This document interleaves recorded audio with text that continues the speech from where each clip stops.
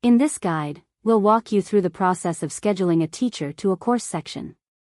First, navigate to the menu and select Schedule Teacher under the Scheduling section. Next, click on the plus sign near Teacher. This action will open a search box. Enter any of your search criteria and click on Search. A list of all teachers in the system will appear. Select the teacher you wish to schedule. You have now finished selecting the teacher.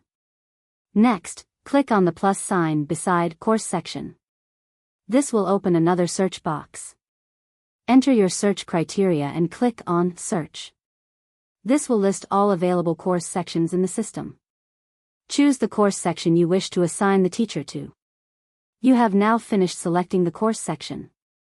A summarized format will appear below, showing the teacher and the course section they will teach. Click on Check Availability to verify if the teacher is available to be scheduled. If a teacher isn't available to schedule, it will be marked in red. If the teacher is available to schedule, click on Start Scheduling. The teacher has been successfully scheduled to the course section.